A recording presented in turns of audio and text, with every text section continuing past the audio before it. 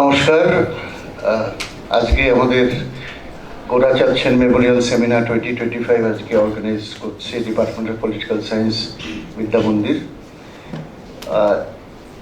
আজকের যে আমাদের শিডিউল সেই অনুযায়ী আজকে আমরা শুরু করছি। প্রথমেই অনুরোধ করব আমাদের প্রিন্সিপাল মহারাজ স্বামী মহাপ্রজ্ঞানন্দজিকে। I request Maharaj to deliver the welcome address. Maharaj, please. Shri Gurubhyo Namaha Harihi Om Sahana Bhavatu Sahano Bhunaktu Saha Viryam Karavavahai Tejasvinavadhitamastu Ma Vidvishavahai Om Shanti Shanti Shanti Harihi Om स्थापकाय च धर्मस्य सर्वधर्मस्वरूपिणे अवतारवरिष्ठाय रामकृष्णाय ते नमः। यथाग्निर्दाहिका शक्ति रामकृष्णस्थिता हि या सर्वविद्यास्वरूपां तां शारदां प्रणमाम्यहम्। परतत्त्वे सदा लीनो रामकृष्णसमाज्ञया यो धर्मस्थापनरतो वीरेशं तन्नमाम्यहम्। আজকে দ্বিতীয় গোরাচাঁদ সেন স্মারক বক্তৃতা রামকৃষ্ণ মিশন বিদ্যা মন্দিরের রাষ্ট্রবিজ্ঞান বিভাগের উদ্যোগে। আমরা অত্যন্ত আনন্দিত যে আমাদের মধ্যে বক্তা হিসেবে আজকে আমরা পেয়েছি অধ্যাপক অনিন্দ্যজ্যোতি মজুমদার মহাশয়কে, ডিপার্টমেন্ট অফ ইন্টারন্যাশনাল রিলেশনস এবং director school of international relations and strategic studies, Jadavpur university, Kolkata. তার বক্তব্যের বিষয় global geopolitical challenges and India. Ramakrishna mission বিদ্যা মন্দির পরিবারের পক্ষ থেকে আমি অধ্যাপক অনিন্দ্যজ্যোতি মজুমদার মহাশয়কে আন্তরিকভাবে স্বাগত জানাচ্ছি এবং তাকে অশেষ কৃতজ্ঞতা জ্ঞাপন করছি আজকে আমাদের মধ্যে উপস্থিত হওয়ার জন্য। অবশ্যই আমার কৃতজ্ঞতা অধ্যাপক ইন্দ্রাশিস বন্দ্যোপাধ্যায়, বিভাগীয় প্রধান, আমাদের রাষ্ট্রবিজ্ঞান বিভাগ, রামকৃষ্ণ মিশন বিদ্যা মন্দির, এবং অবশ্যই অধ্যাপক সন্দীপন সেন মহাশয়, অপরাপর সমস্ত আমাদের রাষ্ট্রবিজ্ঞান বিভাগের অধ্যাপক মণ্ডলী, তাদের কৃতজ্ঞতা জানাচ্ছি, সাধুবাদ জানাচ্ছি আজকে এই বিশেষ স্মারক বক্তৃতাটি এখানে আয়োজন করার জন্য। এবং অবশ্যই আমি স্বাগত জানাচ্ছি আজকে অন্যান্য বিদ্যা মন্দিরের অপরাপর বিভাগ থেকেও পলিটিক্যাল সায়েন্স ছাড়াও অধ্যাপকরা যারা সমবেত হয়েছেন বা হবেন তাদের প্রত্যেককে আগাম স্বাগত জানাচ্ছি। এবং অবশ্যই এখানে বিশেষভাবে বলার কথা সেটি হচ্ছে আজকের এই বক্তৃতাটিতে তাদের স্বাগত জানানোর কথা রাষ্ট্রবিজ্ঞান বিভাগ এবং ইতিহাস বিভাগ। আমাদের বিদ্যা মন্দিরে যে কটি বিভাগে স্নাতকোত্তর পঠন পাঠন হয় তার মধ্যে অন্যতম হচ্ছে ইতিহাস বিভাগ। তো প্রত্যেক ছাত্র যারা রয়েছে তাদেরকে স্বাগত জানাচ্ছি এবং পুণ্যত্রয়ীর কাছে প্রার্থনা করছি আমাদের এই দ্বিতীয় যে গোরাচাঁদ সেন স্মারক বক্তৃতা এটি যেন সর্বাঙ্গ সুন্দর। মহারাজকে ধন্যবাদ। আমাদের এই প্রচেষ্টা সম্পর্কে দু চার কথায় কিছু বলার প্রয়োজন। দি ইন্ট্রোডাক্টরি রিমার্কস আমাদের যে শিডিউলে সেই গত বছরের যে প্রচেষ্টা আমরা শুরু করেছি এবছরে তার মহারাজ যেটা বলছিলেন দ্বিতীয় স্মারক বক্তৃতা। This has been organized by the Department of Political Science Vidya Mandir since last year. The first was organized in September 2024, where we were privileged to have had two eminent speakers, Swami Attopriyanandaji, Pro-Chancellor of RKM Very, and Professor Shobhanallatha Gupta, former Surendranath Banerjee Professor of Political Science at the University of Calcutta, গত বছরের theme ছিল mainstreaming ethics and morality in contemporary socio-political scenario. The annual Memorial Academic Initiative was instituted by our very own Dr. Shondipan Sen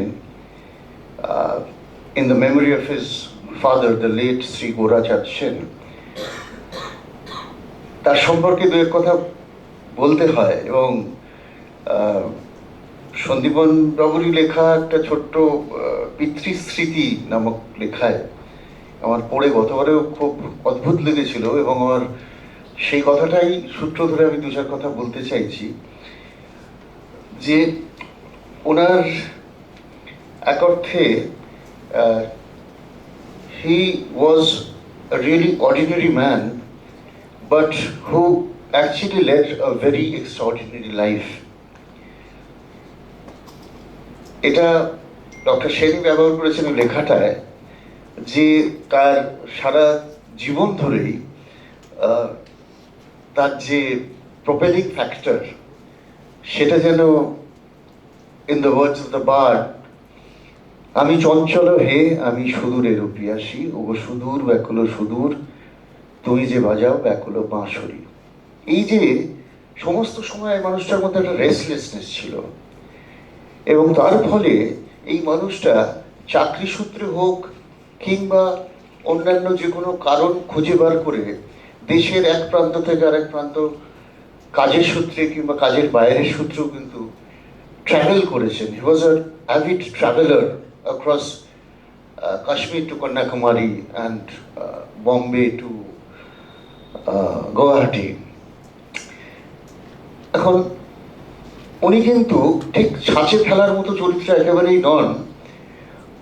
তাই এভাবে বলা যায় যে uncertainty and insecurity and almost near unsurmountable challenges seem to beckon him all his life, and to which he heeded time and again. Born in the midst of the ravaging Second World War, he lost his father at the very tender age of only 3 months. All his life he shouldered all kinds of burdens, seeking blessings from his late father, the late Shamsundar Sen, and his Diksha Guru, Bahera Baba from Ganganj. He served in the Calcutta police during the days of the intense left-wing extremism in West Bengal. Later he joined the Institute of Engineers. He was into active amateur theatre with his colleagues and performed in Kalamundir, a show that Shondipan remembers and writes about. He was deeply involved with Shivpur Sri Ramakrishna Mandir, and he joined his last assignment, a job in the oldest in Asia tea auction house at Nilhat House, from where he actually retired, but he went on to work for the Alum Norum Societas, that is the St. Xavier's School Old Boys Association. He sought strength and refuge in Rabindranath, Atul Prasad, Rajinikanto, and he was very close to the Ramakrishna Math order. And when on 7th June 2008 he left us all, he was there with his daughter at Chidambaram in Tamil Nadu. So we find in this person passion for life really, through his love for theatre, his love for travel, his spiritual solace which he found in the Dev Bhumi of the Himalayas. What stands out is this person is really a person who was ordinary but lived an extraordinary life. On behalf of the department, we extend our gratitude to Dr. Shondipan Sen, our beloved and esteemed colleague, for instituting this memorial initiative, which could be a seminar, a memorial talk, a quiz, a poster competition. So we can go on and on and on every year. May I take the opportunity to, I would call on stage Akash Nayak,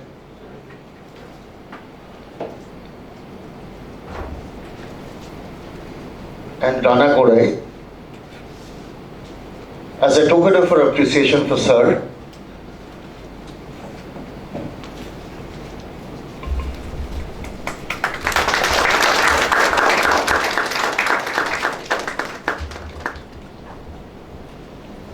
These are primarily books published from Vidya Mandir by the Department of Political Science and the Vidya Mandir Patrika of 2025. Sir Dr. Anindajyoti Majumdar is the professor at the Department of International Relations and the director of School of International Relations and Strategic Studies at Jadavpur University, Kolkata.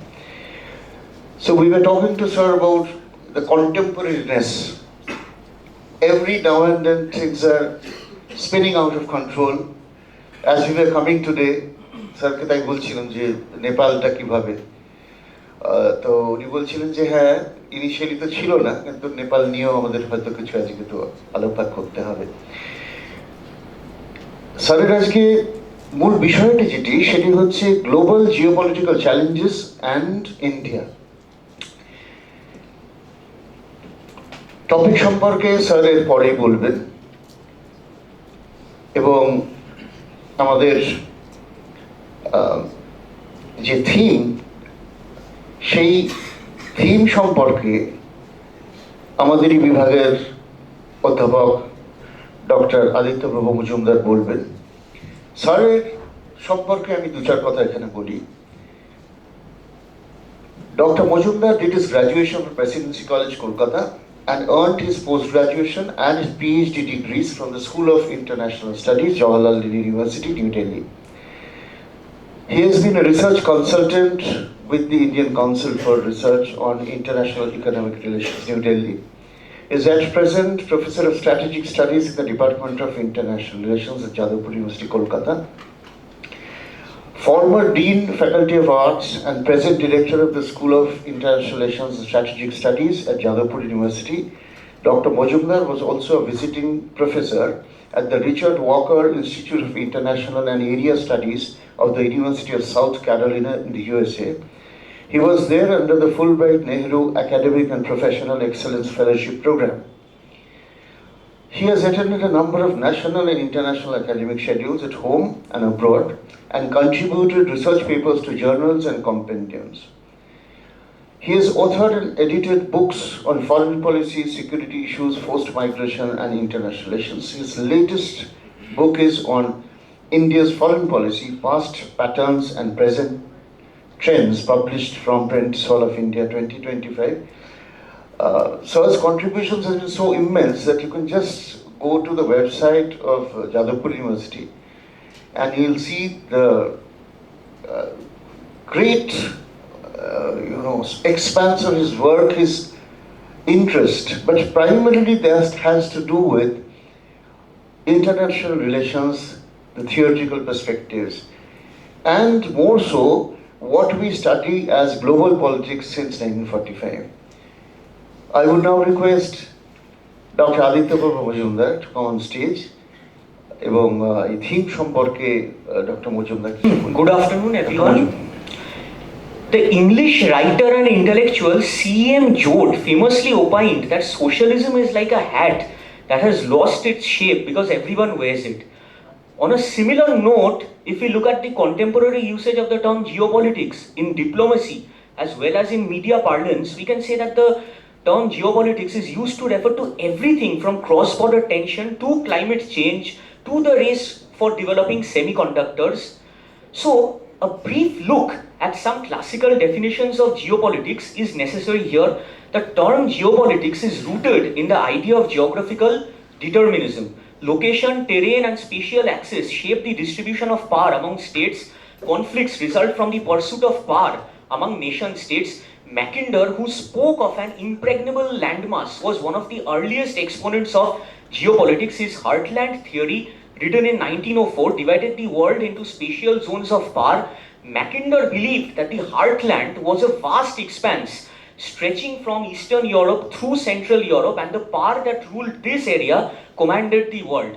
The American naval officer Alfred Thayer Mahan adumbrated oceanic geopolitics and argued that maritime trade routes, naval bases, and control of strategic points on the sea, like the Suez Canal, were essential for strategic reach, while Mackinder's theory reflected Britain's anxieties in the course of colonial power struggle for colonial possessions and trading rights. Mahan's writings justified the overseas expansion doctrine of the US Navy. Nicholas Pickman developed his idea of the rimland in the years preceding the Cold War and argued that global control could be achieved by controlling not the inner core of Eurasia but the coastal periphery stretching from Western Europe to the Middle East, South Asia, and East Asia. Geopolitics today refers to a wider range of issues that does not involve geography or military in the direct sense. Let us look at a few examples to very briefly illustrate this point. The national security strategy of the Joe Biden administration in 2022 had separate sections on climate change, biodefense, food security, cyber trade, transnational organized crime, and energy security, thereby linking these issues with US national security. The Russian national security strategy of 2020 included issues like sustainable development and even demographic decline in the backdrop of the war with Ukraine, along with issues like information security. China formed a National Security Commission in 2014 and identified 16 components of security, including cultural, ecological, military, biospace, polar, and technological aspects. The main tools of the semiconductor rivalry between the USA and China, for example, are about export controls, supply chain chokeholds, and technological innovations, not territorial gains. The same goes for issues like climate change and vaccine diplomacy that can potentially turn into sites of zero-sum rivalry among nations. For example, climate change can be linked to the competition for critical minerals, or as Stephen Walt would argue, the responsibility to protect doctrine could be invoked for climate change.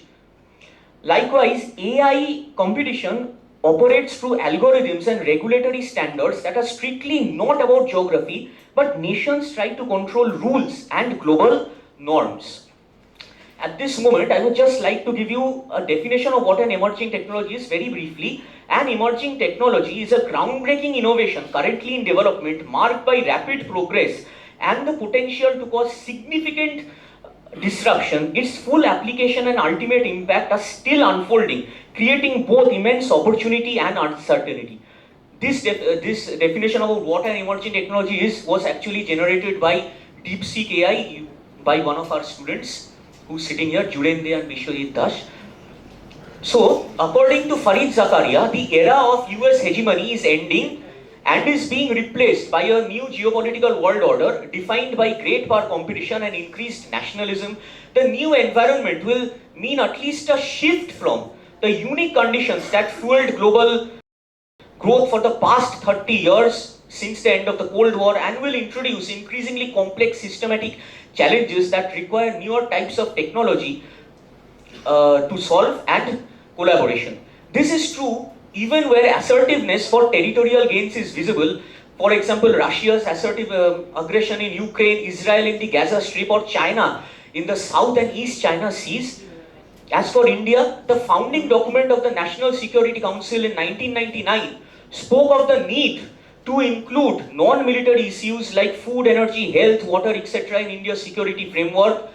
Developmental issues have not been securitized in India, and perhaps this is a place where we need to think of. In recent years, as one of my professors at JNU would argue, Professor Rajesh Rajagopalan would argue that India's presidency of G20 was at least can be read as an assertion of soft power. The new age wars are also arriving with Operation Sindoor perhaps. Even a constructivist scholar like Professor Amitav Acharya, in his latest book, holds that we don't need to abandon everything, like for example the idea of progress that the West has given us. Thus, geopolitics seems the bottom line of all state and global actors, including, of course, India. Today's theme thus focuses on geopolitical challenges and its implications for India. Thank you. Good afternoon.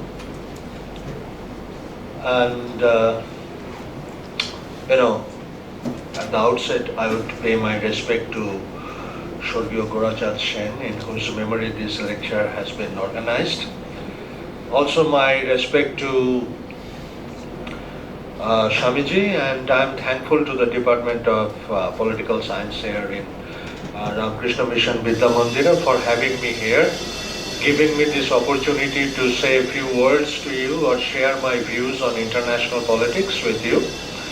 And it's a kind of two-way learning process. Sometimes it's not merely a question of giving a lecture to the audience, but you also learn from the audience as well when certain questions, certain comments are made, questions are asked. Now, I'm thankful to Aditya Prabhu because within a very short span of time, he has touched upon many crucial aspects of international politics.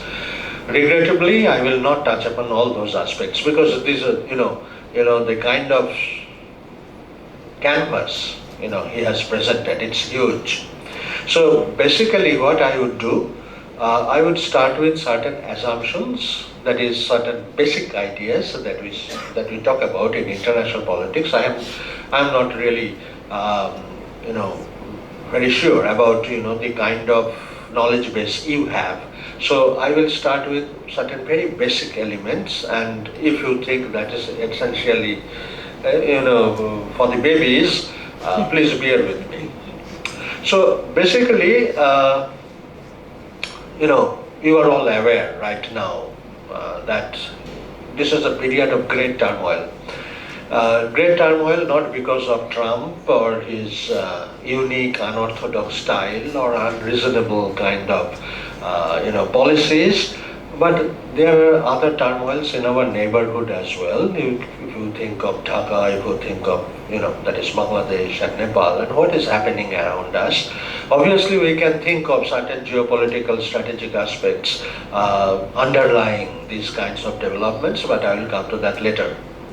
The basic idea is in contemporary period, if we look around, we might always talk about peace, disarmament, etc., whatever is desirable. But if you look around, you will find that the world is not at peace.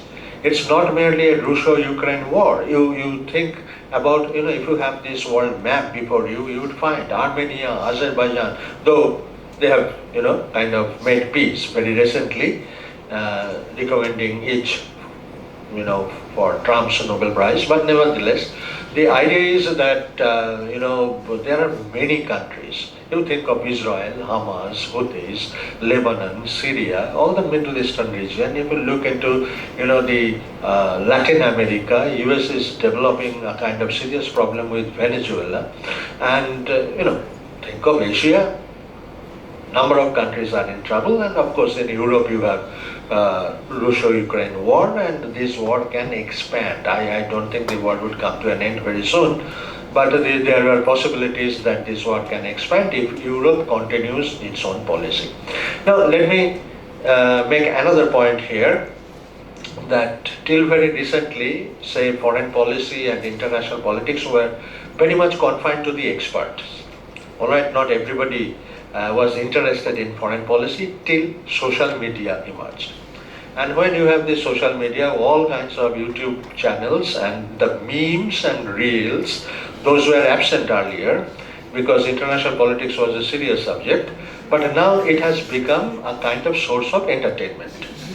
So naturally, under these circumstances, what happens, there is a tendency, as many likes you want to have and things like that, there is a tendency to make every bit of news sensational.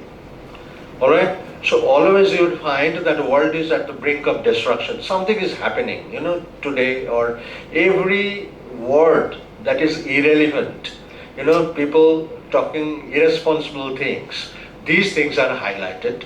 And generally we think that, okay, then foreign policy of this country must be guided by the consideration of these ideas. For example, Peter Navarro in Trump administration is talking so many things that are so irrelevant and so ludicrous that seriously nobody would take into consideration, but obviously social media would, because it's always interesting to read about those things. So let me just say here that a sober academic analysis of international relations would never be sensational. So if you find my presentation as boring, I cannot help it because I am not, presenting a meme or reels or things like that. So let's start with the very basic ideas. Okay.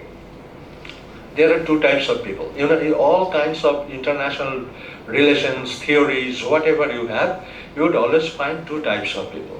One is a realist. All right? I'm not talking about realism or idealism or constructivism or things like that.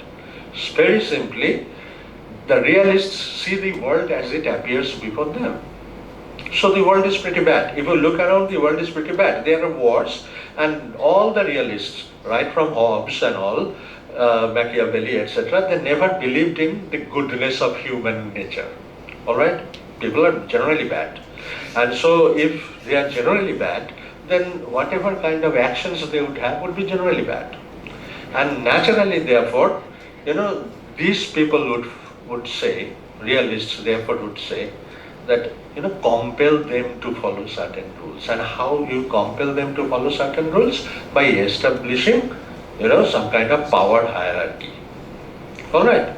So the realists would always say you must have power. Why you should have power? Power is like money. More money you have, you buy more things. Power is essentially just like money. With power you buy fundamentals like peace, like development, etc., influence. So these are people, therefore they will talk about power. But there are another, kind of people. These people say, yes, the world is bad, but perhaps we can change it. We can change it for better. And those are essentially the liberals or the idealists. All right? So there would always be this contest between two parties, two types of people. Think about yourself, what kind of people you are. All right, whether you are optimist or pessimist. Accordingly, an event in international politics would be interpreted. Some would view a particular event as a serious threat. Some would view this any kind of threat, but something, that can be perhaps resolved. Any kind of dispute, we could have a better future. So essentially, international politics is always interpreted in these terms.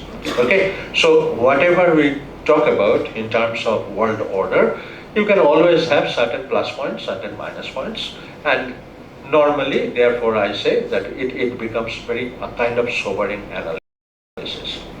What I will do in the whatever time I have, you just stop me from speaking if I keep on speaking, and that is, I will first present before you the very nature of contemporary world order.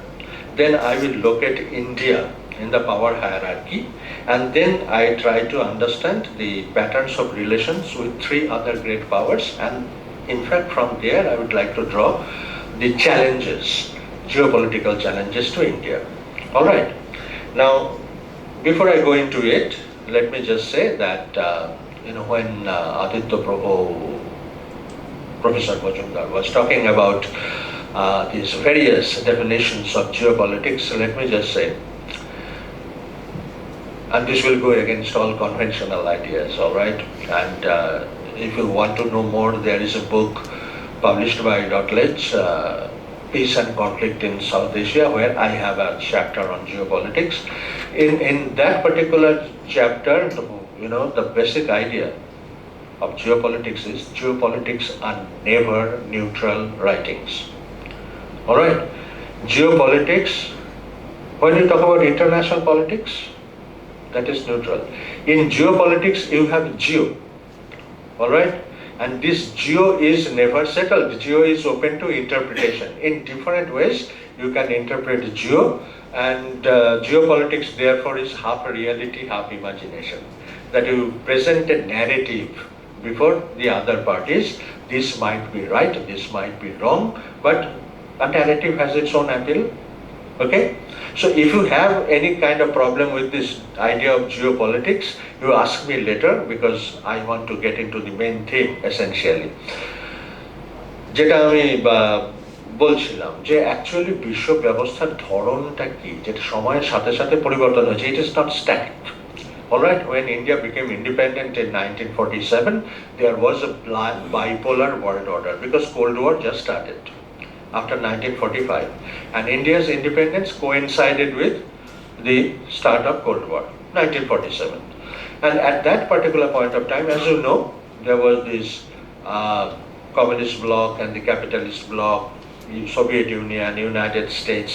They were having their own competition. So the Cold War had a kind of bipolar system in which India and certain other newly independent countries, they followed this non-alignment approach, that we will not take sides. All right.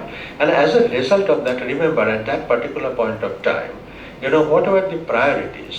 For example, in India's foreign policy as a developing state, all right, India was a backward state, poor state, like many other states, not a very important state.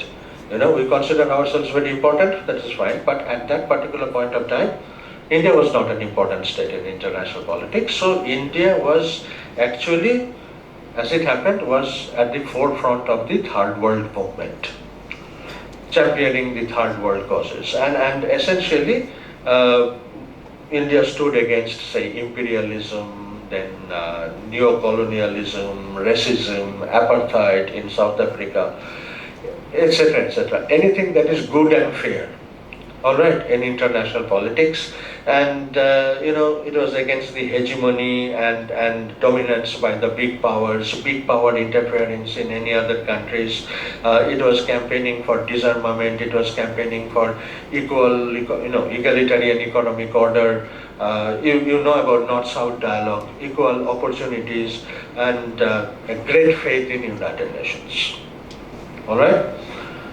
All these have changed. If you were still studying a book on India's foreign policy or say international politics and say India does believe in these kinds of ideas, yes, but these ideas have relegated to the backstage because there are newer issues. Why newer issues? After 1991, when Soviet Union disintegrated, for a very small period, there was, in fact, the rise of United States as the mega power. It was unipolar, but then gradually, as it appeared, that China became its potential challenger. That is, there was the idea of looking for an enemy. Who could be the next enemy after disintegration of Soviet Union? China fitted the bill. And so there was this focus on China, and as there was this focus on China, obviously, India also came into the picture. India was also changing, and USA wanted to play this India card. As simple as that. But at that particular point of time, what was the nature of global order? President George H.W. Bush, all right, George Bush's father, George Bush, who is known for this Iraq war, etc., Afghanistan war. And, H.W. Bush said there would be a new world order. This new world order would be led by the West. West would be led by United States. That is the new world order, liberal world order.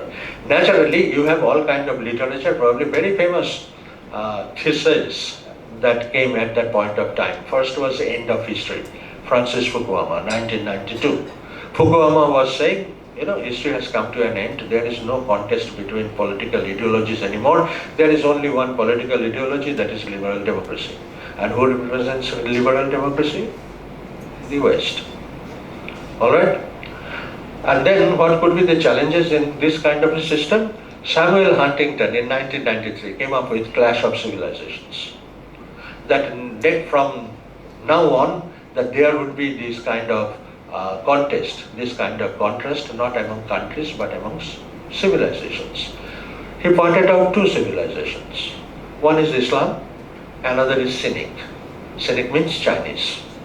So there could be a problem between, the challenges might come from one Islam, Orthodox Islam, fanatic Islam, Islamist jihad, as we generally know this is, international terrorism, and the other would be Cynic, Chinese. Where was India's position? Huntington said India is a swing power. It can come this side, it can go that side. That was his perception. So after Huntington, so the basic idea, what I'm trying to say here, যেটা স্পষ্ট করে দেখার, যতগুলো thesis আসছে with regard to the very nature of the world order, প্রত্যেকটাই হচ্ছে, that মূল কথাই হচ্ছে West is the best versus the rest. সুতরাং West, United States, এর একটা ব্লক, ডমিনেন্ট ব্লক, এটাই হচ্ছে বেস্ট, পলিটিক্যাল ইডিওলজিতে বেস্ট, ইকোনমিক প্রোডাকশন দিয়ে বেস্ট, সুতরাং তাদের কালচারও বেস্ট, অ্যান্ড ন্যাচারালি তারা বাকি অন্য সবার বিরুদ্ধে, তাদের মোটামুটি এই ধরনের একটা বিশ্ব ব্যবস্থা। গ্র্যাজুয়ালি যখন চায়না রাইজ করছে, তখন যেটা দাঁড়াচ্ছে পরিস্থিতি, সেটা হচ্ছে নতুন যেটা আসছে তারপরে ক্ল্যাশ অফ সিভিলাইজেশনের পর 2004 থেকে শুরু হয়ে এটা চললো একটা দীর্ঘ সময় ধরে, সেটা হচ্ছে অথরিটারিয়ানিজম ভার্সাস লিগ অফ ডেমোক্রেসিস অথবা concert of democracies. John Ikenberry and Lindsay, there are people who came up with this kind of thesis. তারা বলছে যে দুটো যে কম্পিটিশনটা এখন হচ্ছে অথরিটারিয়ানিজম, মানে হচ্ছে পুটিনের রাশিয়া, শিয়ের চায়না, কিমের নর্থ কোরিয়া ভার্সাস দি ডেমোক্রেসিস।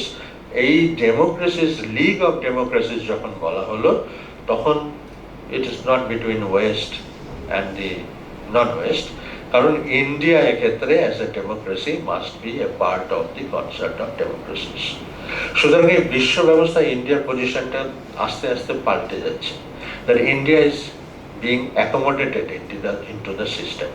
কারণ এবার ইন্ডিয়াকে দরকার, চায়নার সাথে যদি ভবিষ্যতের লড়াই হয়, তাহলে obviously India would be a benefit, এবং তার জন্যই কোয়াড, তার জন্যই ইন্দো প্যাসিফিক, তার জন্য সমস্ত ধরনের এই ন্যারেটিভ, এই কনস্ট্রাকশনগুলো তৈরি হয়েছে, যেখানে ইন্ডিয়ার একটা রোল পাওয়া যায়।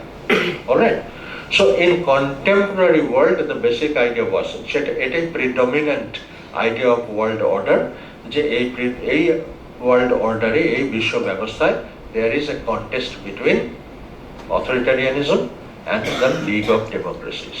এটাই চলছিল যতক্ষণ না তার মানে ভারতের সঙ্গে আমেরিকার সম্পর্ক উন্নত হবেই, because of this Democratic element, এই যে পুরো সিস্টেমটা তৈরি হচ্ছে, এখানেই ডিস্টারবেন্সটা এলো, যেটা নিয়ে কথা যে Trump, what is he actually doing, whether Trump has destroyed the very kind of perception of this world order, where you have this contest between democracies and the authoritarianism, and therefore there is always this idea that after SCO, you must have seen in social media and television, this picture went viral and things like that, Xi, Putin and Modi, and there was this kind of tweet from Trump that perhaps we have lost India and Russia to China. Alright, so basic idea is the focus is always on this contest in contemporary period. Focus is always on the contest of on the competition between authoritarianism and democracy, but this is also changing. I would simply say that there are many people, Jeffrey Sachs and others, saying that American dominance, Faris Zakaria and all, American dominance is ending, we are having a multipolar world. I will not stop at that. I will simply say this, this is the rise of the non-West. We have been talking about West is the best versus the rest.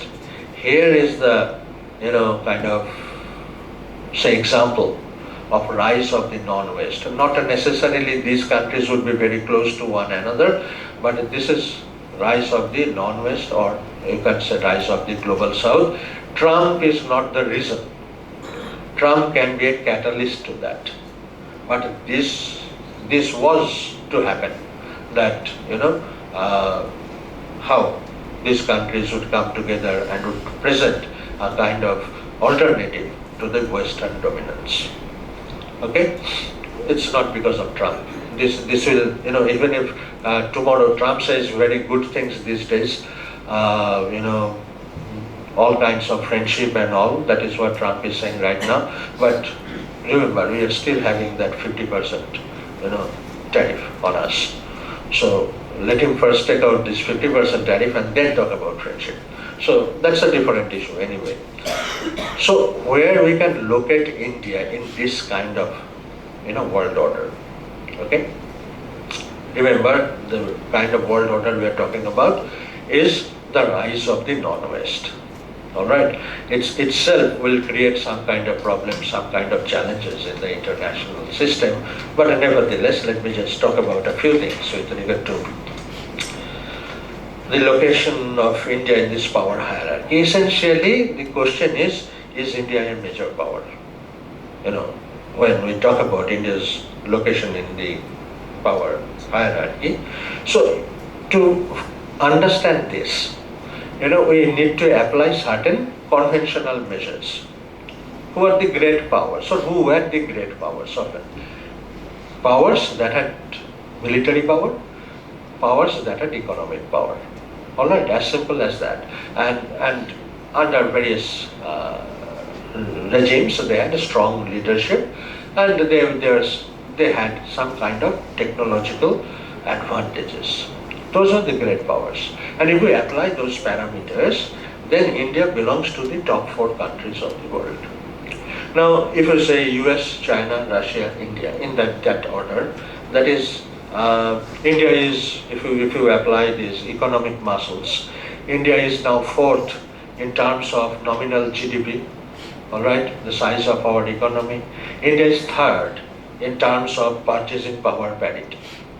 Russia is 4th in terms of purchasing power parity. All right, India is 4th in terms of the firepower, military power essentially. So if you have a country that is in rank 4, and if you think of high tech, or for that matter research and development, and India's role in kind of all kinds of in the cyber domain essentially, in IT, all right, and there is this technological developments that are going on. Obviously, we cannot compare this with the technological standards, let's say, of certain, let's say, weapons of the United States. But there is this process that is going on, and there is also a strong political leadership.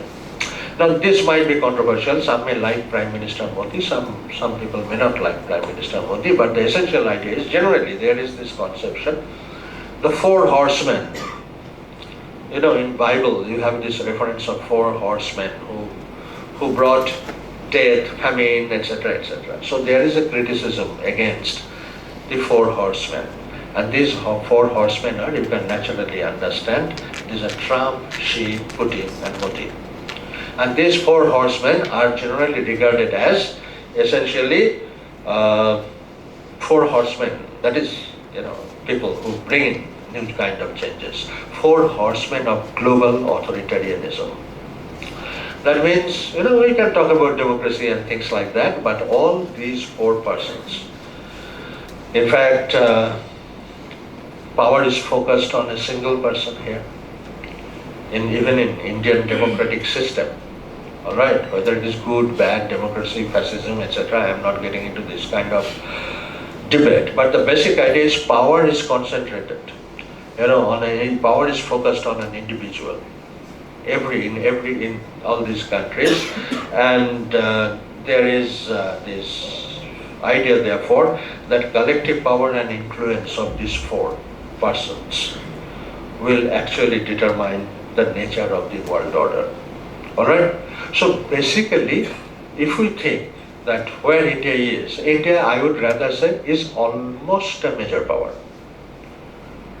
Okay, I'll not say it's a major power. Yes, almost a major power, because only that aura, that recognition, by which a global power is identified, is missing right at this point of time. At this point of time, for example, the big powers are permanent members of UN Security Council. All right. So basically, if India acquires wealth, if India acquires strength, then ultimately, whether it becomes a member of Security Council or not would become irrelevant. Security Council would become irrelevant without the major powers. So that is not really the big issue. The essential idea is that we have to keep on acquiring more power, essentially, military power and economic power. Now, if that is the mission, and in fact, you know, all these kinds of slogans, that is Vikashit Bharat by 2047. So the idea is, this is something like what China did. You know, we need peaceful environment for at least 2 decades. We need to develop ourselves. We don't want to get into trouble with anybody else. We need peaceful situation so that we can reach a particular stage where we can then assert ourselves as a major power. China did that. Peaceful rise of China. You know, China said a long time back that we need 30 years to make this happen, this peaceful rise of China, and China has risen. In fact, the question was always, that was asked at that point of time, what would China do on the 31st year? If you say 30 years of peace, what would happen on the 31st year? And we have said China became very assertive under President Xi. All right? Likewise, India is saying we need 2 decades. We need up to 2047. So Prime Minister would always say, this is not the era of war. We will always talk about that this is not the era of war. Why? Because we don't want to get into any kind of conflict. Okay? We never say that go Russia, go beat up Ukraine. We would never say Ukraine, go get involved into this. We would never, kind of provide this kind of support. Obviously, if there is this, for example, this Pahalgam attack, so there was this response. Those would happen, but otherwise we are not going to get into any kind of conflict. So our idea is that we will maintain our own strategic autonomy, as you know, and therefore we can talk about Vasudhaiva Kutumbakam and strategic partnerships with everyone. All right? We want trade. We want economic development. And that would allow us to go for our own research for whatever, right from semiconductor to ballistic missile defense, that is called Sudarshan Chakra these days. So basically, all these things we would be able to invest on that. We'll be able to develop that only if this surrounding is peaceful. Okay? So what kind of threats we face if we think of India essentially? The security threats. I'm not talking about climate change or migration or non-traditional security essentially. I'm not going into that. Very essential security threat, one is cross-border terrorism, that will continue to happen. And, depending on what kind of response Pakistan gets from others, there could be external aggression because we have border disputes. And with China, whatever kind of closeness we have with China, but we have this kind of history of intermittent clashes. So cannot say there won't be a clash. There can be a clash, that is external aggression. And third is externally engineered internal unrest. What has happened in Dhaka or what has happened in Nepal, it doesn't happen always spontaneously. These are called soft coups. There are supports from outside. Not always you can,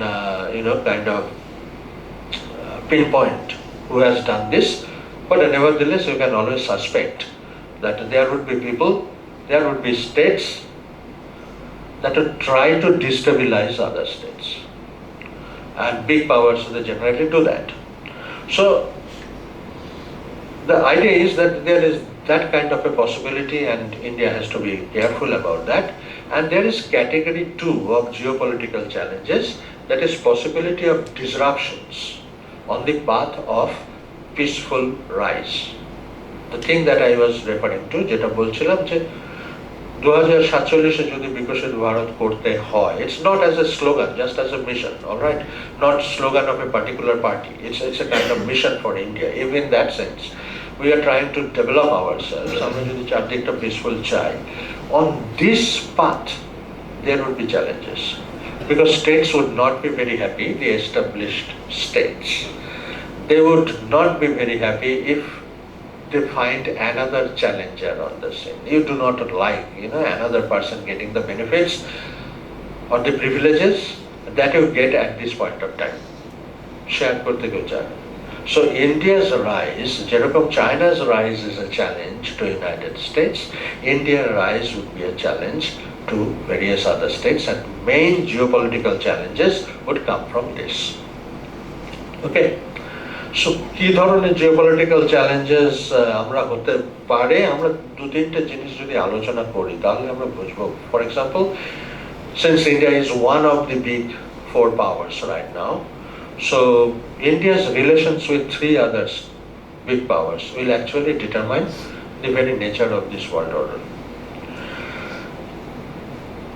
India-US, obviously India-US relations, you have some idea about it. I'm not going deep into these India-US relations. The basic idea is that in 2001, India and United States established a strategic partnership. আমি 2001 থেকে ধরছি, তার আগে cold ওয়ারের সময় কি হয়েছিল, তারা কি ছিল সেসব সবারই জানা আছে। দ্যাট ওয়ে 2001-এ আমাদের স্ট্র্যাটেজিক পার্টনারশিপ হলো। In 2004 we had a next steps in strategic partnership. এটা আর কারোর সাথে হয়, অনেকের সাথে স্ট্র্যাটেজিক পার্টনারশিপ হয়েছে। in next steps on strategic partnership, তাতে কতগুলো খুব ক্রুশিয়াল ব্যাপার এলো। One is civil nuclear cooperation, পরবর্তীকালে নিউক্লিয়ার ডিল হলো। Another was space cooperation, ISRO, NASA একসঙ্গে কাজ করতে শুরু করলো। Third one is the high-tech trade. High-tech trade মানে সুপার কম্পিউটার্স, ড্রোনস এটসেট্রা, মানে হাইটেক যে সমস্ত জিনিস, তাতে কমার্শিয়াল ট্রেড শুরু হলো। আর ফোর্থ হচ্ছে মিসাইল ডিফেন্স। তার উপর খুব একটা এগোয়নি, কারণ দুপক্ষেরই পরস্পরের সম্বন্ধে একটুখানি সন্দেহ আছে, কিন্তু তা বাদ দিয়ে these were the very crucial areas on which India and US cooperated, and cooperated in such a way that in, let's say, in 2016, the defense relationship was redesignated as the major defense partnership. That India and US, they have major defense partnership. If you think of 2016, India became, with the support of United States, a member of Missile Technology Control Regime, MTCR. Becoming a member of MTCR would mean now you can deal in, missiles and drones. You can sell missiles. That India does these days. All right? And this was with the support of the United States. Then there was this, obviously, the nuclear deal, and India is not a member of NSG, Nuclear Suppliers Group. If India becomes or can become a member of NSG, then obviously India can start business in nuclear materials. All right? So these are the benefits. And then in 2016, 2018, 2020, you have very important treaties with the United States, mainly known as LEMOA, then PACASA, then BECA. All these essentially you would find, to enable both the countries to have interoperability. তার মানে হচ্ছে যদি যুদ্ধ লাগে তাহলে দুটো দেশ যদি একসঙ্গে কাজ করে, তাদের কাজকর্মের মধ্যে যে ধরনের কোঅর্ডিনেশন সেটা যাতে ডিস্টার্ব না হয়, তার জন্য যত ধরনের ইনফরমেশন একে অন্যকে দেওয়া দরকার সমস্ত টেকনোলজি ব্যবহার করে, অল দিস অ্যান্ড এই ট্রিটিসগুলো ইউএসএ কোনো অ্যালাই ছাড়া কারোর সঙ্গে কখনো করেনি। So therefore there was this idea that USA should include India in NATO plus kind of framework. NATO, North Atlantic Treaty Organization. And US has NATO plus framework with South Korea, with Japan, with Australia, New Zealand, Israel. Now there was this idea India should be a part of it. But well, India is, as you know, a forever non-aligned country. We never go for alignment. So India said no. We have our own strategic autonomy. And then it was decided, yes, India and USA would cooperate. And then obviously naturally they would cooperate on economic issues as well, and they aim to expand bilateral trade to $500 billion by 2030. Then came Trump, and Trump actually in his effort,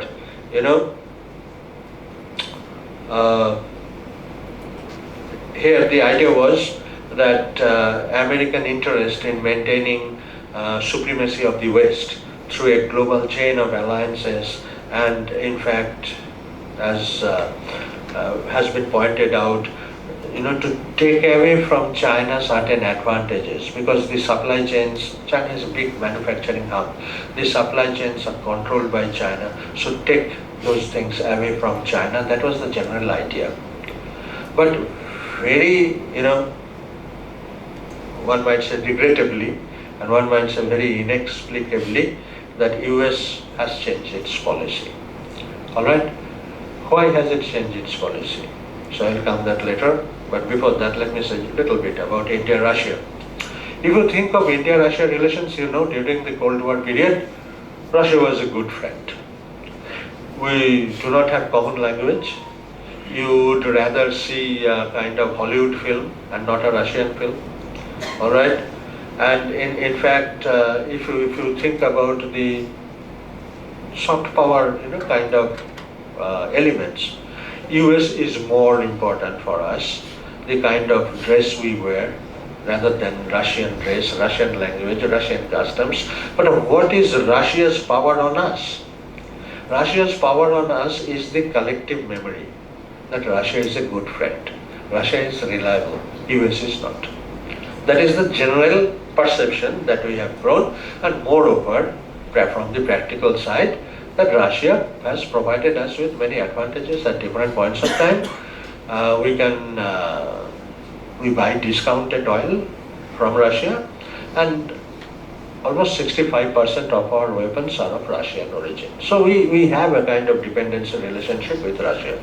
However, we are not really very much, in a way, as we want, some kind of cutting edge technologies and things like that. We want more, kind of deeper relations with United States and not with Russia. And Russia's relations with Russia is simply based on arms deal and oil trade. There is nothing else, and therefore, both the countries, they try to keep the relations on track, because there is not much in that kind of relationship. So basically, we would see that we will have the India-Russia relationship would appear as very, very important, but in practical terms, it's not that important. As important is India-US relations. If you think of China, the third part, and then I will draw these conclusions essentially, we have always this kind of problems with China, and there are three ways through which we actually describe China, India-China relationship. And for example, there are some people who would say or talk about the Chindia syndrome. China, India together. Jairam Ramesh wrote a book, The Making Sense of Chindia. What is this Chindia? That China and India would work together. China and India, in fact,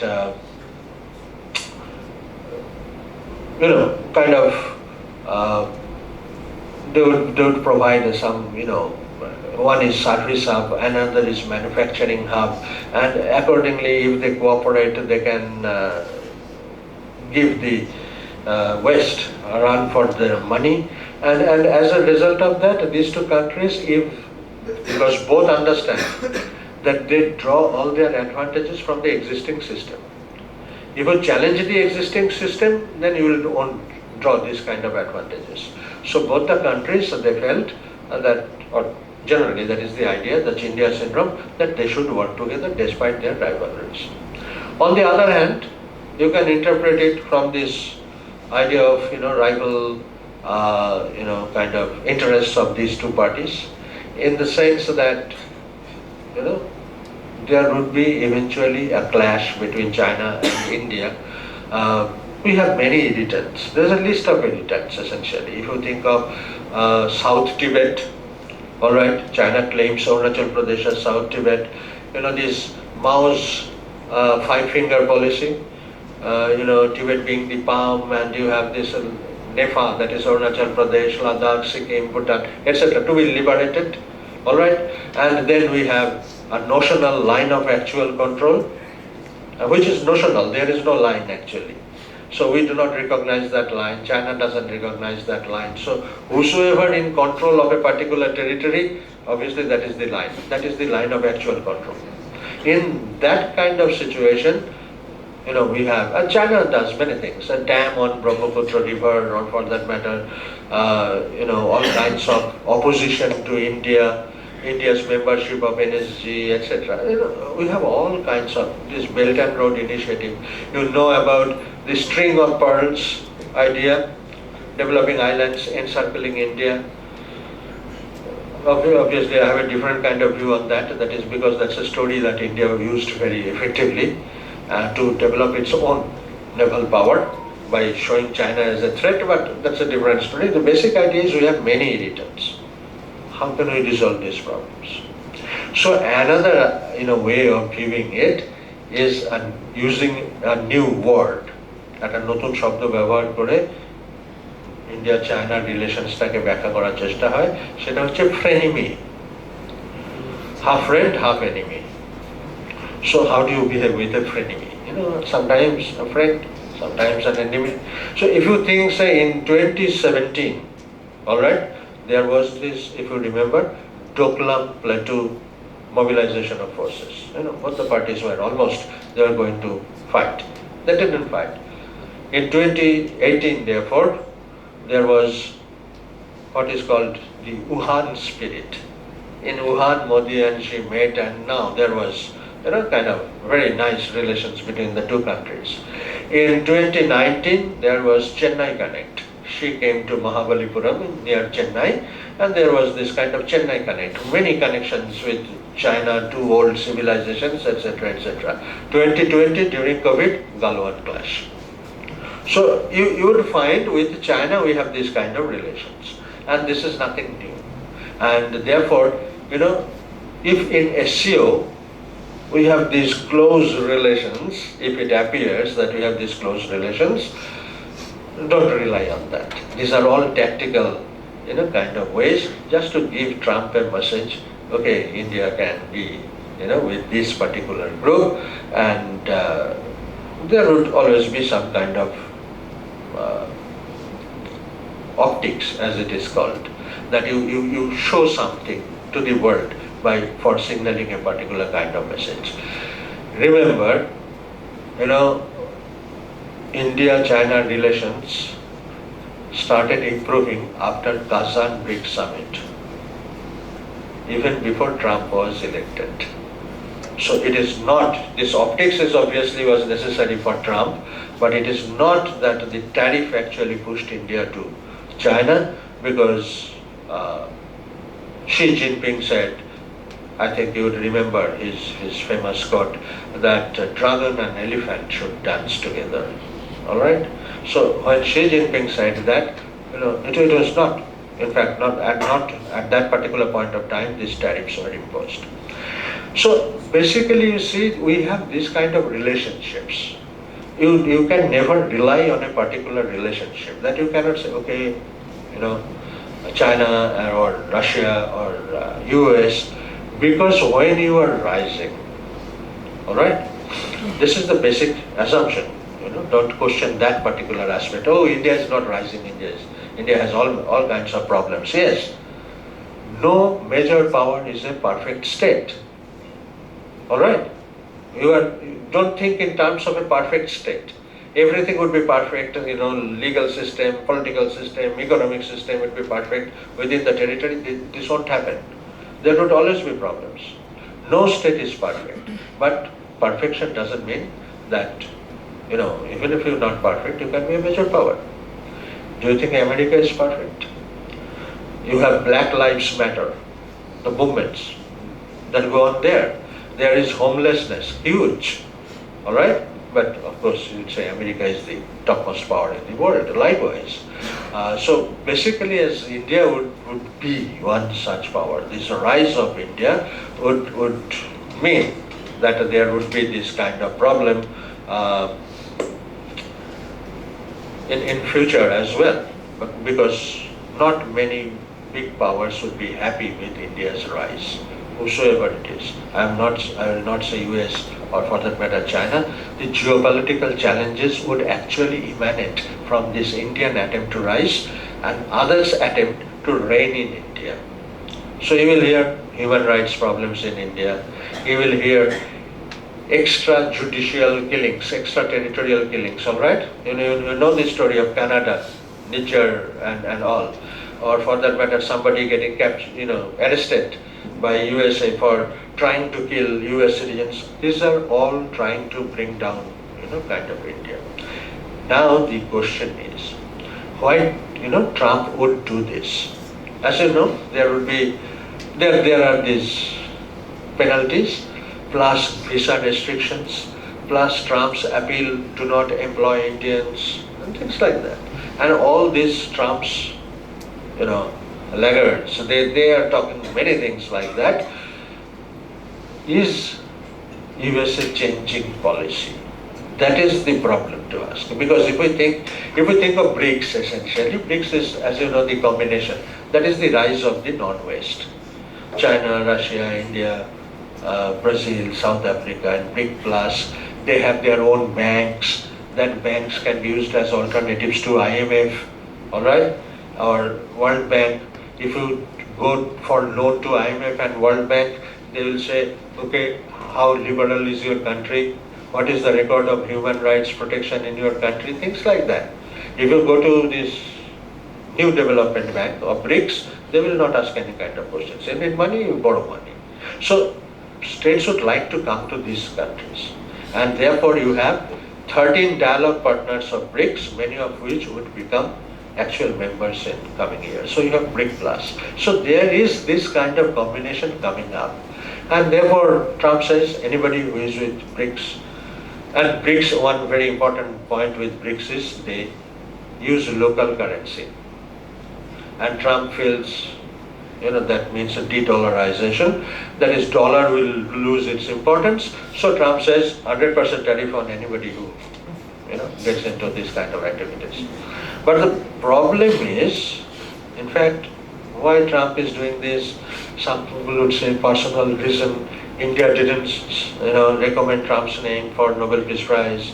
Some people would say, because Trump's family has some kind of, cryptocurrency kind of deal with Pakistan. Then there would be some people who would say that he has lost his mind. Then there would be some people, who would say that, it's a kind of good policy, a policy with good intention, but executed very badly. That means Trump's idea is if you make all the things costlier, then, people would produce and buy things that is American. But to produce those American, goods, America doesn't produce anything almost except for planes and weapons. But if you want to produce all this, in fact, whatever, garments and even etc., that they import from India, Bangladesh, Vietnam, and other places, it will take time. So why Trump is doing this? All right, there is, you see, language is disrespectful to India. Then, all kinds of, whatever he says, but you do not see the actual reflection of his friendship with India. Modi is very good friend, etc. In foreign policy. So there is this question: is USA, losing faith on India, in the sense that USA plans to play the card against China, but India says India is in fact nobody's, a card in nobody's deck. There is a very important literature. Many people has written on these kind of relations.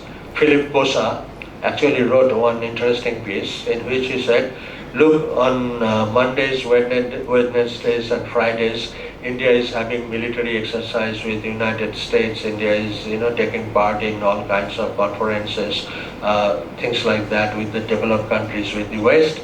And on Tuesdays, Thursdays and Saturdays, India is in SCO, India is in BRICS, India is having these conferences with Russia and China, etc. What India is actually doing. So India says this is our strategic autonomy, and we'll continue that. This obviously, and Kodak has quadrilateral security dialogue. That platform has not become a military alliance because India is a member of that. India has prevented, because India cannot be a part of military alliance, will never be. It has prevented, the Quad to be a military platform, and now there is a Quad. Where you have these Australia, Japan, United States, instead of India you have Philippines. So you have Quad, you have AU, KUS, AUKUS, that is Australia, UK, AU, UK and US, they came together. So there is no, is USA is losing faith on India as a reliable partner in case of challenging China. If that is so, then many other things would fit in place. Then USA would like to have a military presence in South Asia itself. Then USA would like to have some kind of, sea, kind of port in Bangladesh. Would like to have a drone base in Pakistan. They might like to have very close to, kind of China, some kind of presence in Nepal. As a result of that, perhaps, we cannot be very sure about it, as a result of that, we see, destabilization. Pakistan, obviously, Imran Khan was jailed when he said no to a white man. You know the stories, that a white man approached that we need a drone base. Imran said no. A white man approached Sheikh Hasina and said we need the Ginjira Island, what is that called? Saint Martin. Saint Martin, we need a Saint Martin for a base. Hasina said no, revolution. And then, Oli, KP Sharma, Oli, Prachanda, etc., everybody, they were very much influenced by China. Alright? So if, this destabilization is an old game of, United States. So if that is the kind of policy, if there is this kind of change, then obviously that is the most serious geopolitical challenge to India in the coming days. Alright? And that would make, this rise of these non-Western countries. They might have their own differences. Alright? We might have our own types of democracies. China might have a particular type of a system, Russia might have a particular type of a system, but that for their own security, these countries would come together, would expand connections if USA plays this role. Alright? So basically, I will simply say therefore that there are many kinds of geopolitical challenges, but India's geopolitical challenges would emanate from India's attempt to rise, and the kind of challenges the other states would create for India. So, in fact, that is what I would say. I am not getting into other aspects. I have already taken too much time, and hopefully sufficiently kind of bored you. But yes, thank you once again for your patience, and thank you for inviting me to this seminar. If you have questions and comments, I'll be happy to respond. Thank you.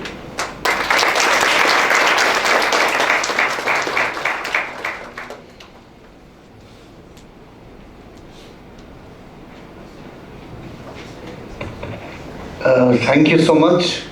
It's not always that we are privileged to have this question answer session, because this is a memorial seminar. But since Sir has given us this opportunity, the floor is open now. আমরা স্যারের কাছ থেকে খুব সংক্ষেপে প্রশ্নগুলো যদি আসে, rather than long comments, সেগুলো নিয়ে স্যারের আমরা এখানে অভিমত বক্তব্য জানতে পারার এই সুযোগটা নিতে পারি।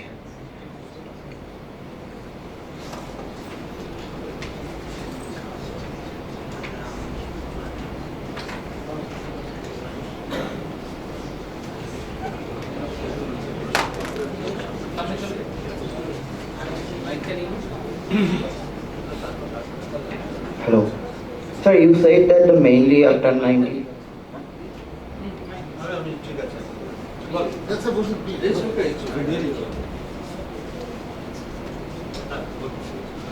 you said that after mainly the 1991 and the from beginning for 2024, India gradually started become more relevant, more important in the geopolitics. So can we say that India would not become so relevant in the geopolitics if China did not become the serious challenge to the West and the mainly USA? Okay, that is interesting.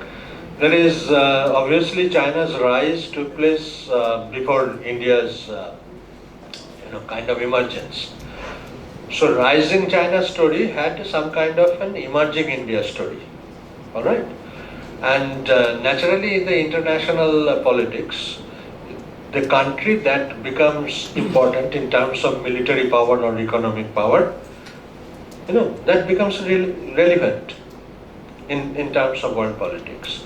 So the question is, had China not been so important, well, India would have been so important, isn't it?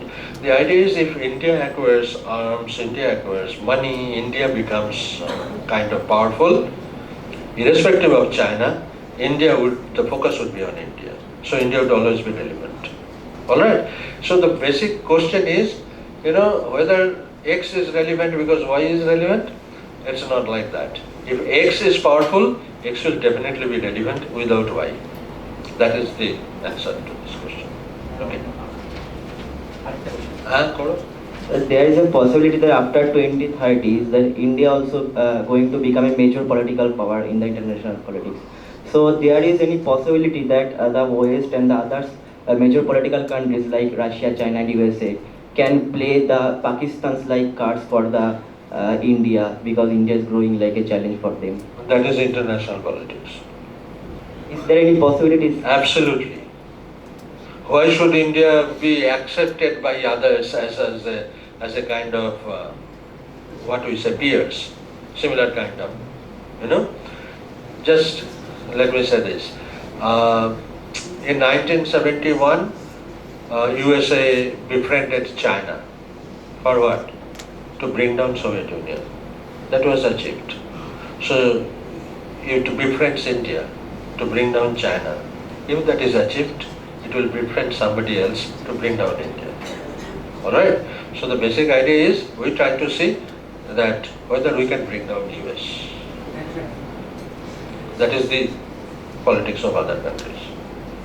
Okay. Yes. Sir, it's a the recent after the ousting of Sheikh Hasina in Bangladesh, so we saw that a group the Hindus were killed and a lot of challenges, political chaos and things were made in Bangladesh, and Muhammad Yunus was consistently threatening India that he will do this, he will do that. Obviously, there might be a American kind of influence over that, but India, other than didn't respond too much to that. Why? What was the policy that? What was the reason for not The idea is, that's why we have our. In fact, initially, as I was saying, that foreign policy would not be done by social media. All right. So you hear something, immediately there would be a chance of hitting back. You said this, so I'll say something like that. So this kind of fight you will find, all kinds of interviews in social media. States would not say that. Because very interestingly, states generally conduct their foreign policy secretively, away from public eye. This is Donald Trump, and who is using this all kind of social media to, I think Jayashankar has already mentioned this point, that this is, this kind of government, he hasn't never seen the government functioning or pursuing foreign policy in public. মানে টুইটারে প্রথমে লিখে foreign policy আজ অব্দি কেউ করে। তো এই জিনিসটার উত্তর কি দেওয়া হবে? What India has done, India keeps quiet.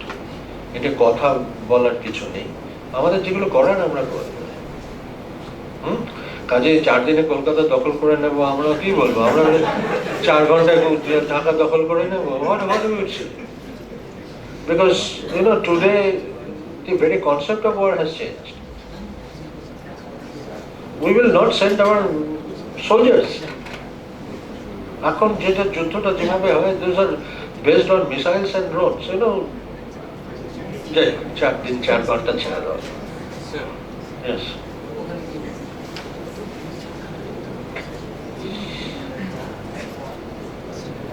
Sir, you mentioned that US has a long history of destabilizing nations, including and interfering in their political matters. So, sir, can we term it rightly as the deep state theory context? Deep state is very much there.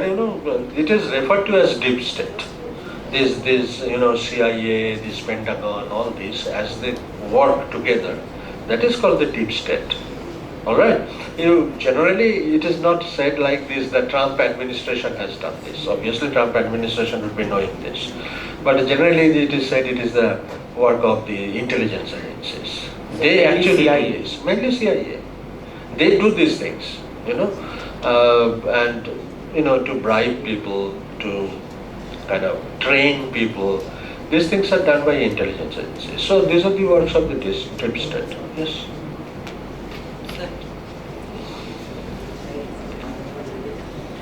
Sir বলছিলাম যে এখন আপনি যেমনি অনেকগুলো perspective বললেন যে কেউ বিভিন্ন রকম কারণ বলা হচ্ছে ট্রাম্পের এখন যে ধরনের নীতিগুলো নিচ্ছেন, তো আমরা দেখতে পাচ্ছি রিপাবলিকান পার্টির কেউ একজন তাদের মন্ত্রীরা এক এক রকম মানে কথা বলছেন, কখনো কেউ প্রো ইন্ডিয়া বলছে, কেউ অ্যান্টি ইন্ডিয়া বলছে। তো আপনার মতে মানে আপনার অভিমত এই বিষয়ে জিজ্ঞেস করতে চাইছি যে এটাকে অ্যাজ এ ইউএস গভর্নমেন্টের কোনো রকম প্রবলেম হিসেবে দেখছেন, না রিপাবলিকান পার্টির মধ্যে কোনো রকম?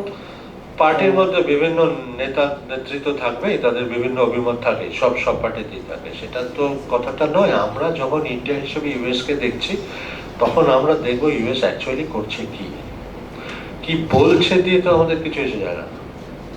একদিকে একদল বলবেন যে ট্রাম্প খুব খারাপ কাজ করেছে, ডিজাস্টার হয়ে গেছে, ইন্ডিয়ার সাথে আমাদের এতদিনের সম্পর্ক নষ্ট হয়ে গেল, এই সেই একদিকে হবে। আবার অন্য দিক থেকে হবে যে ইন্ডিয়ার মানে Russo Ukraine war is actually India's war. India finance করছে তেল কিনে, আর ইন্ডিয়াই সেজন্য ইউক্রেনে যারা মারা যাচ্ছে তার জন্য ইন্ডিয়াই দায়ী। ইউক্রেন ইন্ডিয়া থেকে ডিজেল কেনে, যে ডিজেলটা আবার রাশিয়ান ক্রুড অয়েল থেকে তৈরি হয়। তাহলে আমরা সেই ডিজেলটা যে ইউক্রেনকে বিক্রি করছি, এবং ডিজেল কোথায় ব্যবহার হয়? ট্যাঙ্কে ব্যবহার হয়, সামরিক গাড়িতে ব্যবহার হয়। তার মানে আমরা ইউক্রেনকে বলছি লড়ে যাও। এবার রাশিয়ান যারা মারা যাচ্ছে তাদের জন্য দায়ী কে? আমরা। ইউক্রেনে যারা মারা যাচ্ছে তাদের জন্য দায়ী কে? আমরা।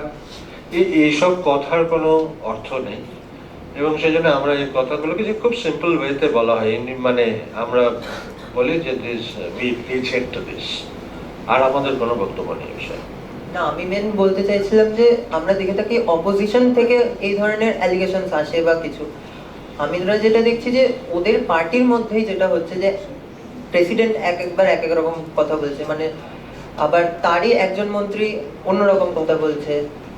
খুব বেশি অন্যরকম কথা বলছে না, কারণ ট্রাম্পের যে অ্যাডমিনিস্ট্রেশন, মানে নিকি হেলির কথা যদি তুমি বলো, নিকি হেলি প্রথমে একরকম বলে আবার ইন্ডিয়া শুড রিয়েলাইজ এইভাবে আবার বলতে শুরু করেছে, কারণ ওদের তো অ্যাডমিনিস্ট্রেশনটা থাকবে, আর অ্যাডমিনিস্ট্রেশনে যারা আছে তারা ওই যে বললাম পার্টির মধ্যে প্রবলেমটা কখন হয়, যেটা শুরু হয়েছে যে রিপ্রেজেন্টেটিভরা যখন তাদের নিজের কনস্টিটিউয়েন্সিতে যাচ্ছে, সেখানে তারা ব্যাখ্যা করতে পারছে না যে ট্যারিফ যেটা চাপানো হয়েছে তারা সেটা অ্যাকচুয়ালি কে পে করছে।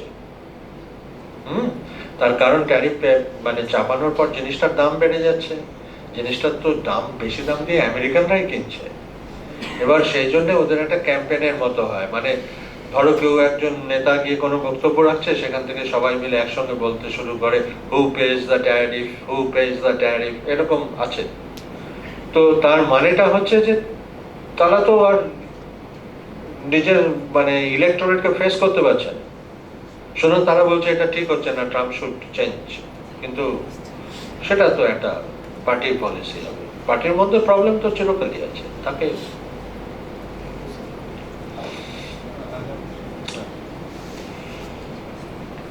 With take last two questions, দুটো last, এটার পরে আরেকটা। First and x CDS officer আমাদের যে বিপিন রাওয়াত, তিনি উল্লেখ করেছিলেন ফিফথ জেনারেশন ওয়ারফেয়ারকে ইনফরমেশন ওয়ারফেয়ার হিসাবে। তো ইন্ডিয়ার ক্ষেত্রে কি ইনফরমেশন ওয়ারফেয়ারটা উইক আছে, না ইনফরমেশন ওয়ারফেয়ারটা মানে কতটা মানে ভূমিকা রাখে ফরেন পলিসিতে, আমি এটা জানতে চাই।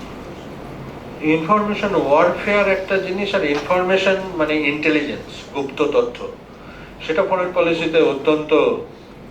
না গুপ্ত তথ্যের কথা বলছি, আমি ইনফরমেশন ওয়ারফেয়ারের কথা বলছি। হ্যাঁ বেশ, ইনফরমেশন ওয়ারফেয়ারই তাহলে আমাকে যেটা যেতে সাপোজ সেটা হচ্ছে যে ইন্ডিয়ার যদি কথা বলা যায় তাহলে DIWA, defence kind of information warfare agency আছে, অলরাইট, সেটা ইন্ডিয়ার আছে। একটা হচ্ছে সার্ট ইন বলে থাকে, কম্পিউটার এমার্জেন্সি রেসপন্স টিম, তাও আছে, মানে যদি তুমি ইনফরমেশন ওয়ারফেয়ারের কথা বলো। কিন্তু যেটা আরো বেশি জরুরি সেটা হচ্ছে যে একটা সিস্টেম বলে, সেটাকে বলে CQBIM, হ্যাঁ, মানে command control communication and intelligence, তার সঙ্গে কম্পিউটার যে জুড়ে গেছে, ইনফরমেশন IT ইন্ডাস্ট্রি জুড়ে গেছে, ওটা একটা হিউজ ব্যাপার।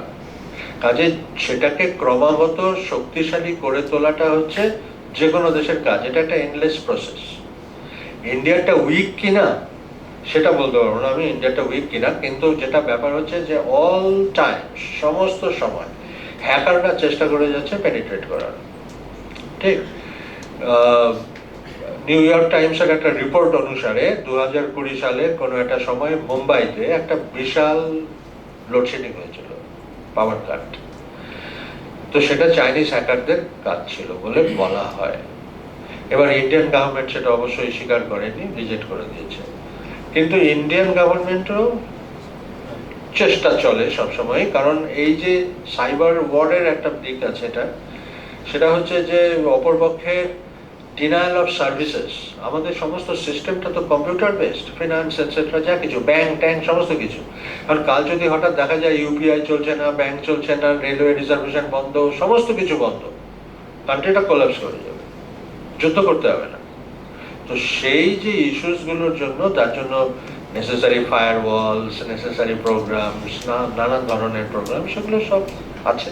আর ইন্ডিয়ার IT ক্ষেত্রে তো একটা প্রতিষ্ঠা আছেই, তার নিজেদের উইক ভাবার খুব একটা দরকার নেই আর কি।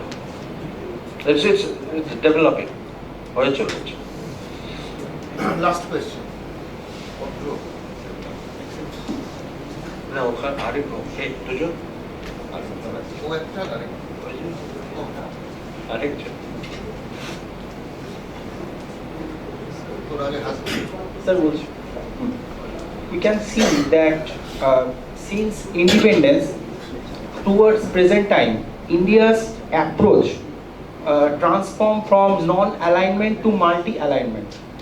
So now we can see that the Western media pressurize India to not buy oil from Russia. That is indirect funding to Russia-Ukraine war, which is a human devastation. So nowadays we can see US pressurize and sanction pressure, and you have talked about lot of challenges in Russia, Ukraine, and the relation between India, China, India, US. So my question is, what should be India's approach, should be possible approach towards new global order? Because that time, as Jaishankar said, that the Europe see that Europe's problem are the world's problem, but the world's problem are not the Europe's problem. So that type of different mentality, that type of different approach is spreading all around the global stage. So what can India define their narratives or in terms of approaches in that era of conflict? Thank you, sir. Okay. In fact, I have given you a hint in my lecture when I said that this is not what Prime Minister has said, this is not the era of war, and why we need that. We need peace, all right, for economic development, up to at least 2047. What would happen after 2047, we don't know. What kind of country India would emerge as, not really peace-loving or something of that sort. India can be very assertive, but that is for 2048. Right at this point of time, You know, India, as I have mentioned, India is, when you say from non-alignment to multi-alignment, all right? Multi-alignment, the term was used by Shashi Tharoor. India is not really in multi-alignment. India is multi-engagement. You know, it's having relations with everyone and trying to have business relations, economic relations with all the countries. We are looking for new markets. These are the essential approaches. So here we might say that from non-alignment to multi-alignment or multi-engagement, this has been called as non-alignment 2.0, this multi-alignment. Because, you know, what is the main objective? By being non-aligned, I maintain my right to take decisions, strategic autonomy, decision-making autonomy. By being aligned to everybody, one who is, friend of everybody is nobody's friend. So when you are aligned with everybody, you maintain your strategic autonomy. That is why it is called non-alignment 2.0. All right. In my book, of course, I called it functional centrism. This is you are at center, but you move from one side to another side, but you never go to either extremes. This is called functional centrism, and India's foreign policy is of functional centrism. It was functional centrism during Cold War. It is functional centrism in the contemporary period. You can call it non-alignment, multi-alignment, whatever. Okay. Sir, you began today with that there is an ideological war between authoritarianism and League of Democracy, and you ended up with the strategy of America to impose authoritarianism in the South Asian nations from Sri Lanka to Nepal. So, do you really think that it will be beneficial to America, which is a liberal democratic country, in the near future, or will it become a boomerang effect to America itself? Okay, first thing is I never said America would like to have authoritarian countries. America would have friendly regimes. All right, in Yunus or whosoever comes, Bolen Shah or whosoever comes to Nepal. But the idea is essentially, that is one line of thinking, we might say. We might say that America might have changed track, and America wants its own presence in South Asia, and thereby they are destabilizing these countries. America domestically and America outside are two different entities. America is a champion of democracy within the United States. And America is obviously champion of democracy outside as well, but with different kind of results. Because America would always say this is for democracy and things like that. So the general idea is that I don't think that there would be, American institutions can be damaged to a certain extent because of Trump's behavior, because of executive orders, usurping the power of Congress and the Senate. So institutions may not be very successful right at this point of time in maintaining their checks and balances. Let's see what the judiciary does. American Supreme Court, the case is there under the American Supreme Court that whether Trump has the power to impose tariff. Lower courts have already said no, and if the Supreme Court says no, then the whole story would be kind of some completely different story. So basically the idea is that I don't think that America would turn into a kind of authoritarian state. So there would not be a kind of boomerang. In fact, you can impeach Trump, but America will be like United States. But that doesn't mean America is a perfect state and should be. আমাদের বিভাগের পক্ষ থেকে এবং বিদ্যামন্দিরের পক্ষ থেকে অধ্যাপক সপ্তর্ষি পালকে আনুষ্ঠানিক ভোট অফ থ্যাঙ্কস দেওয়ার জন্য আমন্ত্রণ। আমরা আজকের বিষয়টি খুব মনোজ্ঞ সহকারে প্রায় 2 ঘন্টার কাছাকাছি আমরা শুনলাম, কারণ বিষয়টি যেমন আমাদের আজকের দিনে যতটা প্রাসঙ্গিক, তেমনি এই নয় যে প্রাসঙ্গিকতা পূর্বে ছিল না। কারণ আমি এই স্যারের বক্তব্য শুনতে শুনতে একটা জায়গায় আমার মনে পড়ে যাচ্ছিল যে এনসেন্ট ইন্ডিয়ান ফিলোসফিতেও কিন্তু যেখানে বিভিন্ন ধর্মশাস্ত্র, মহাভারতের শান্তি পর্ব বা হচ্ছে যে কৌটিল্যের অর্থশাস্ত্র, যেখানে মণ্ডল তত্ত্ব, সপ্তাঙ্গ থিওরি, এরকম সেখানেও কিন্তু যে এই রাষ্ট্রের যে পজিশনটা কেমন হওয়া উচিত বা রাষ্ট্র কীভাবে একটা গুরুত্বপূর্ণ ভূমিকা নেওয়ার ক্ষেত্রে তার সাইড ফ্যাক্টরগুলো কীভাবে একটা রেলিভেন্স হিসেবে কাজ করে, তো সেইখানে স্যার আজকের দিনে এত সুন্দরভাবে আমাদের বোঝালেন। সত্যি আমরা স্যারের কাছে খুব কৃতজ্ঞ এবং স্যারকে আমাদের মধ্যে পেয়েছি। আমাদের ডিপার্টমেন্টের পক্ষ থেকে এবং আমাদের কলেজের পক্ষ থেকে স্যারকে সশ্রদ্ধ প্রণাম আমার। এবং একই সঙ্গে এখানে উপস্থিত সিনিয়র মাস্টারমশাই দুর্গাশঙ্কর স্যার রয়েছেন, সন্দীপন স্যার রয়েছেন এবং ইন্দ্রাশিস স্যার রয়েছেন, তাদেরকেও আমার সশ্রদ্ধ প্রণাম। এবং সর্বোপরি যেটা আমার প্রথম বলা উচিত যে আমাদের প্রিন্সিপাল মহারাজ, ভাইস প্রিন্সিপাল মহারাজ বা অন্যান্য যারা আমাদের এই প্রোগ্রাম অর্গানাইজ করতে উদ্যোগে সহায়তা করেছেন এবং আমাদের পাশে সবসময় থাকেন, তাদেরকেও আমার সশ্রদ্ধ প্রণাম। আর তাছাড়া হচ্ছে যে এখানে বর্তমান উপস্থিত যারা ছাত্র রয়েছে তাদেরকেও আমার ভালোবাসা, শুভেচ্ছা, বা আমার সমকলিগ দীপাঞ্জন স্যার, আদিত্য স্যার, যথাযোগ্য আমার ভালোবাসা। এবং মেনটেনেন্সের বড়বাবু বা তাঁর সহকর্মী যারা এখানে আছেন, যারা আমাদেরকে সবসময় এই একটা প্রোগ্রাম আয়োজন করতে গেলে যেটুকু পাশাপাশি প্রয়োজন নেসেসারি সে তাদেরকেও আমাদের যথাযোগ্য সম্মান। এইভাবে আমরা আমাদের আজকের অনুষ্ঠানটা সম্পূর্ণ করছি এবং আমাদের অনুষ্ঠান পরবর্তী হচ্ছে যে সামান্য জলযোগের বন্দোবস্ত রয়েছে, এক পিস সিঙ্গারা এবং মিষ্টি, আর তার সঙ্গে হচ্ছে যে চা।